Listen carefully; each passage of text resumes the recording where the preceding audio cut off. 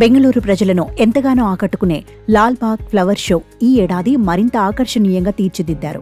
స్వాతంత్ర్య దినోత్సవం, గణతంత్ర దినోత్సవాన్ని పురస్కరించుకుని ప్రతి ఏటా 2 సార్లు ఈ ఫ్లవర్ షోను నిర్వహిస్తారు. ఒక్కోసారి ఒక్కో థీమ్ను తీసుకుని ఫ్లవర్ షోను ఏర్పాటు చేస్తున్నారు. అయితే ఈసారి గణతంత్ర దినోత్సవాన్ని పురస్కరించుకుని ఏర్పాటు చేసిన 217వ ఫ్లవర్ షోను కర్ణాటక సీఎం సిద్ధరామయ్య జనవరి 16న ప్రారంభించారు. 10 రోజుల పాటు నిర్వహించే ఈ ఫ్లవర్ షో జనవరి 26వ తేదీన ముగుస్తుంది. ఈ ఏడాది వాల్మీకి మహర్షి జీవితాన్ని ఇతివృత్తంగా చేసుకుని ఫ్లవర్ షోను ఏర్పాటు చేశారు. వివిధ ప్రాంతాల నుంచి ప్రత్యేకంగా తీసుకువచ్చిన పలు రకాల కట్ ఫ్లవర్స్ ను వినియోగించారు. 25 లక్షల కట్ ఫ్లవర్స్ ను వినియోగించి ఆకర్షణీయంగా తీర్చిదిద్దారు. బెంగళూరులోని లాల్బాగ్ లో ఏర్పాటు చేసిన ఫ్లవర్ షో ఇక్కడ ప్రజలను విశేషంగా ఆకట్టుకుంటుంది. ఫ్లవర్ షోను జనవరి 16న ప్రారంభించారు. ప్రతి ఏడాది కూడా గణతంత్ర దినోత్సవం, స్వాతంత్ర దినోత్సవం సందర్భాల్లో ఈ ఫ్లవర్ షోను ఏర్పాటు చేస్తుంటారు.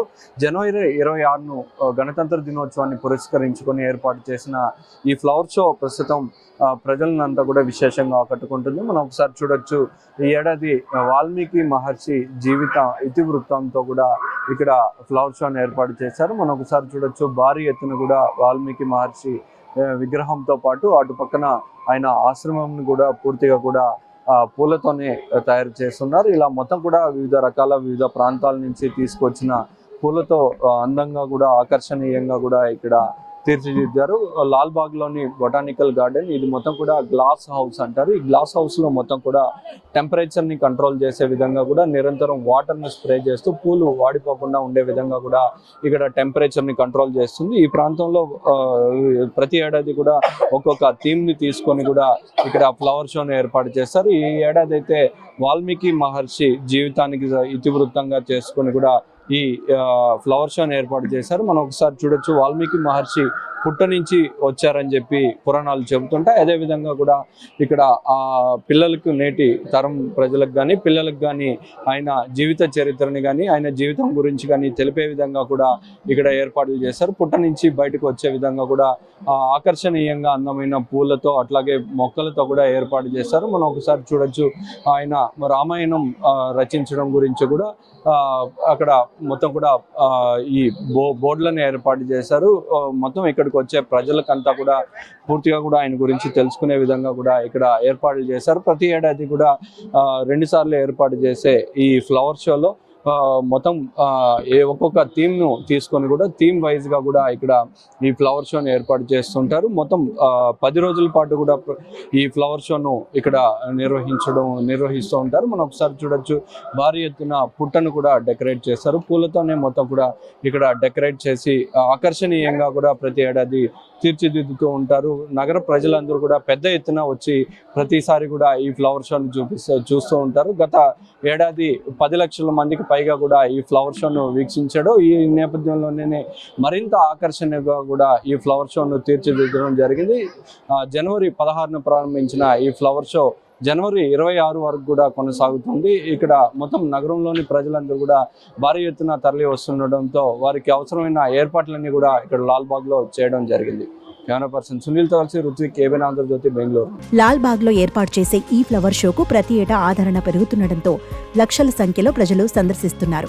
గతేడాది ఆగస్టు నెలలో ఏర్పాటు చేసిన ఫ్లవర్ షోకు 10 లక్షల మంది రాగా ఈసారి అంతకంటే ఎక్కువ మంది వస్తారని నిర్వాహకులు అంచనా వేస్తున్నారు. అందుకు తగిన విధంగా ఏర్పాట్లు చేశారు. అయితే ఫ్లవర్ షోకు వచ్చే వారికి సాధారణ రోజుల్లో పెద్దలకు 80 రూపాయలు, పిల్లలకు 10 రూపాయలు, వారాంతంలో సెలవు రోజుల్లో పెద్దలకు 100 రూపాయలు, పిల్లలకు 10 రూపాయలు వసూలు చేస్తున్నారు. పాఠశాల విద్యార్థులకు ఉచిత ప్రవేశం కల్పిస్తున్నారు. 25 లక్షల పూలతో ఏర్పాటు చేసిన ఈ ఫ్లవర్ షో తమను ఎంతగానో ఆకట్టుకుందని బెంగళూరు వాసులు అంటున్నారు. విద్యార్థులకు పురాణాల గురించి తెలియచేసేందుకు ఉపయోగపడుతోందని చెబుతున్నారు. వినోదం, విజ్ఞానాన్ని పంచేలా ప్రదర్శన ఉందని సంతోషం వ్యక్తం చేస్తున్నారు. నా పేరు Soumya, 2nd block Rajajinagar bus station school నుంచి వచ్చాను. లాల్బాగ్ అనేది నా లైఫ్లో ఫస్ట్ టైం చూడటం. ఇక్కడ మా ఫ్రెండ్స్ చేతిలో, మా టీచర్స్ చేతిలో వచ్చి నాకు ఎక్కువ సంతోషంగా ఉంది. ఫస్ట్ టైం చూడటం, ఇక్కడ పువ్వులు, వాల్మీకి జయంతి, సీతారామ అందరం చూడటం ఎక్కువ ఖుషిగా ఉంది. మా స్కూల్లో ఎక్కువ ఫ్రెండ్స్, ఇది నా లైఫ్లో బెస్ట్ మెమరీగా గుర్తుంచుకుంటాను. వాల్మీకి థీమ్ ఉంది ఈ time. This is very unique, చాలా బాగుంది. అండ్ రామాయణంది అంతా చూపిస్తున్నారు. So that is also very unique. సంవత్సరం వస్తాము. So they use to show some other theme, but this time అదే ఇప్పుడు వాల్మీకి థీమ్, రామాయణ థీమ్ పెట్టారు. ఎస్పెషలీ ఇది వాల్మీకి వారిది ఆశ్రమము అదంతా చాలా బాగుంది. And this time cleanliness is very good.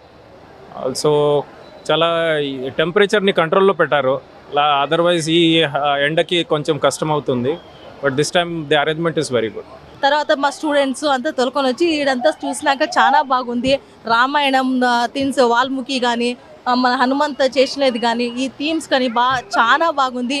మళ్ళీ మేము వేరే ఎక్కడంతా పోయినప్పుడల్లా ఫ్లవర్స్ అయితే మేము చూసినాము. ఇక్కడ రకరకాల ఫ్లవర్స్ కూడా మేము చూడొస్తాయండి. ఎన్నో ఫ్లవర్స్లు ఉన్నాయి. మేము బయట పోతే మేము చూసినయే కాదు. అయితే ప్రతి షోలో ఇట్లా షోస్ చేసినప్పుడల్లా మీరు ఏం చేసి ఇస్తాడో గణరాజ్యోత్సవం దినంకి అప్పుడు మేము అన్ని ఫ్లవర్స్ను పిల్లలు కూడా చూపించచ్చు. వాళ్ళకి మేము అన్ని రకరకాలుగా తెలియచ్చు ఆ ఫ్లవర్ ఎట్లా ఉన్నాయి, మళ్ళీ రామాయణ తర్వాత థీమ్స్ ఏముంది వాళ్ళకి చెప్పారు.